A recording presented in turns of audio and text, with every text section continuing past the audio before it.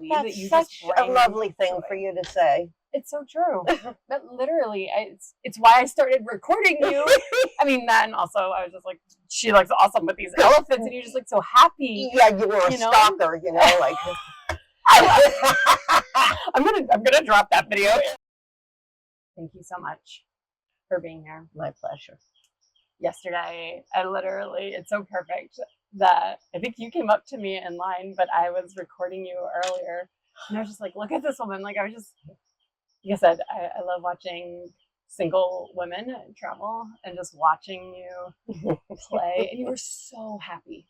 Like, you just exuded joy and happiness, and watching you made me happy. Oh. And I literally recorded this video of you like, I just want to be like this lady. Oh. And so then the fact that we ended up talking and connecting, and we have so much in common, I feel like we really do. I know, right? Definitely. So I'm so honored for this time with you. I'm so sad we don't have very long. I know. But I know. it is better than nothing. Yes. So we will make the most of it. Yes. So, all right. Okay. With that. All right. So, Number one. Can you introduce yourself? Yes. My name is Amy Montana. Yes. And I am from Chapel Hill, North Carolina. Okay. And people can find me. I am on Facebook. Okay. I am on Instagram, but Facebook is cool. Awesome. Yeah. I'll get your information later. Yeah. I'll tag you. Okay. In the things. Do it. All right. So how did we meet? Cool. Okay, we're here in Thailand, in the middle of nowhere. Literally in the forest of Chiang Mai. In the jungle. Yes. Of Chiang Mai, exactly. Look, see? And what? We were both at the cafe. It was after happy hour. Yeah. You were feeding the elephants for happy hour. Feeding the elephants. But I don't remember how we first spoke. I think I was getting a drink. Yeah. Or that was it. And you were lying. Yes, about a tattoo. Yeah. And I said, which one? Yeah. Right. And that's what I say when people ask me. And you also have all your tattoos. Yeah. And you're getting they say, what is that tattoo? And it's like, which one? And so a little bit more about how we met, which was awesome. So we met. So I'm here for my 41st birthday, which was yesterday. So yesterday when I met you was my birthday. And you told me that you're turning 70. You're here for your 70th birthday, which is, well, now in 4 days on May 25th. Yeah. You said you're getting a tattoo, the pokeway right before you leave. And we just started talking. We have a lot in common with former abusive marriages. And we just instantly hit it off and clicked and had a lot of beautiful things in common. Yes. So, absolutely. Yes. So, all right, Amy. So I believe love looks like something tangible. So what is the most powerful act of love that you've ever witnessed? And how did it inspire you to love deeply or more differently? You know, that's an interesting question because I could come up with a million of things.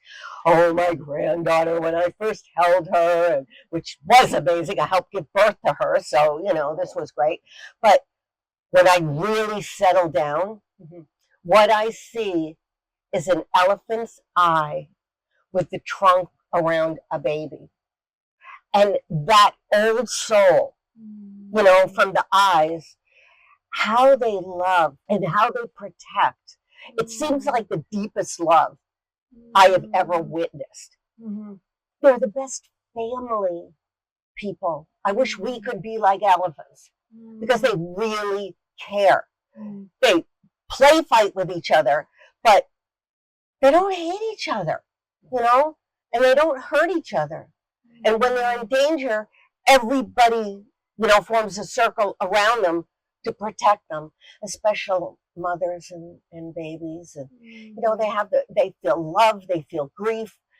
And I think that's what I see when I, you know, hear that. That's my visualization.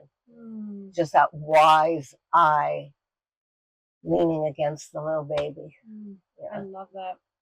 As someone who their spirit animal is an elephant. I absolutely resonate with that.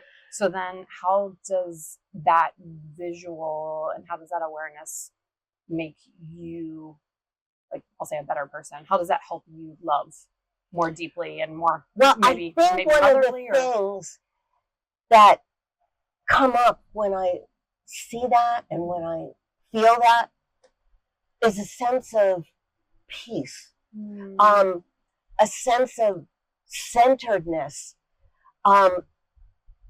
just calm, and just, I don't even have words to describe what I'm thinking of. Everything just sounds so trite. But if you sit still in it, that's when I feel it the most. Instead of rushing out with great, oh, I love you, and let me show you this, because let me buy you this because I love you, grand gestures. But if you really just slow down and sit in it and feel it, that's how I love now. I have fun the other ways, but to really feel that love, I have to be quiet. Thank you for sharing that. I think that is something we can all practice more. So that centeredness, the powerful love that comes when you're quiet. And slowing down, because God knows we don't slow down. We're always rushing, and we're always, whether we're working or taking care of our kids or trying to get things done, we need time, to sit and feel. And I used to be really afraid of that, but I got to the point where I'm not anymore. And it really just changed my life. What was your biggest fail or learning experience from love? And what can others learn from it? Yeah, right. I know this one. The biggest mistake or fail I have made in the realm of love is to think that I could save someone. Hi, I'm going to marry you because you really need someone to look after you and to dedicate their life to you, so you wouldn't feel as empty and as damaged as other people have made you. So I must stay with you for the rest of my life, no matter what happens, because I can't abandon you. Big mistake. One, you hear it all the time, you can't change someone. People can change if they want to change.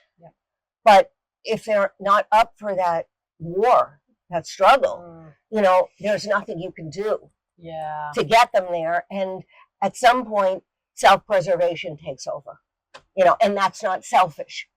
It's not selfish to take care of yourself so you continue to have a healthy, fulfilling life yourself. Absolutely. So that, and staying with things too long because you think, well, maybe it's going to change. Maybe everything I've done will suddenly make a difference, and it hasn't. And I don't know if it ever will in that situation. The person has to want to be there and really work at being there. And, that's rare. I totally agree and can obviously empathize with that. And I think you're right. It's definitely something that everyone should take away, is learning that you can't change someone and you can't love someone to sometimes. I mean, sometimes you can, but like if someone is truly in a toxic, unhealthy, so I want to be careful not to say you can never do that, because sometimes you can. But I think when somebody's in a healthy space already, but if someone's in a really unhealthy, toxic space, they need to deal with that with professionals, and get professional help. And my first husband, he would go, but it would never go anywhere because he could never trust. He could never open up. It's always someone else, So, took me long enough to work on my own self. I can't imagine that, that would be him. But called me on my birthday last year. Oh, I know, right? We've been divorced forever. I haven't seen each other in forever. And he called and he said, I really am sorry. I want to apologize because you deserve better than what I gave you. And I was like, wow, that's great I accept that. I don't care if you hate me in 5 minutes. I have this right now. Yeah. And that feels really good. Yeah. I'm so glad you Yeah. got that. That's lovely. What is the most meaningful way that you've shown love to someone, and what do you hope others can learn from your What I experience? have really learned and experienced over time, believe me, it's taken a long time, but I'm really glad I got here. Yeah. When you're talking to someone, a lot of times you're thinking about what you want to say next, or you're thinking about, it's just to sit there and listen. Yeah. To really focus and listen is such a great love gift. Yeah. And to really, you don't have to do anything. You don't have to save them. You don't have to fix them, but to actually really give that person the experience of being heard and of being present with them. Yes. So that's what I've been doing. That's what I've been working on, especially with my grandkids, because they're totally wild and uncontrollable. They're feral children. And, but to be able to sit with that and not say, oh, don't do this, or don't do that, or, as a grandma, I don't care, what they do. I'm too old to care. So I can sit there and I can watch my Cash play a video game for 3 hours and just sit on the phone with him while he's playing because he wants my company. And to really suck it up, because I know it sounds really stupid, but it's just it changes so fast. Changes so fast, and these feelings can stay with you forever. Yeah. No, you're so right. And I mean, just in our limited time together, you really do. I look into people's eyes when I talk to them, and you do the same. Like you're looking into someone's soul. Yeah. When you talk to them, is how it feels when we talk. And people just don't feel heard. They don't feel like they're visible in the world. And it's really important for a person to be able to feel that. And it's really cool that someone can be there to give them that. Yes. Yeah. It's definitely a mutual thing. People can definitely learn that from you. So yeah, that's a good thing to learn. Yes. Yeah. It is. Yeah. It's very powerful. Yeah. So in what ways can you commit to growing in your ability to love more? This is going to sound wicked selfish. I doubt it. I have been fighting selfishness my whole life because I don't deserve it. Everybody else does. But to love myself. Because if I love and feel comfortable with myself, then I'm truly giving my real authentic self out into the world. And I did not care or, take care of myself or value myself at all. And so how can you really be there for someone else, if you're not coming from that centered place yourself?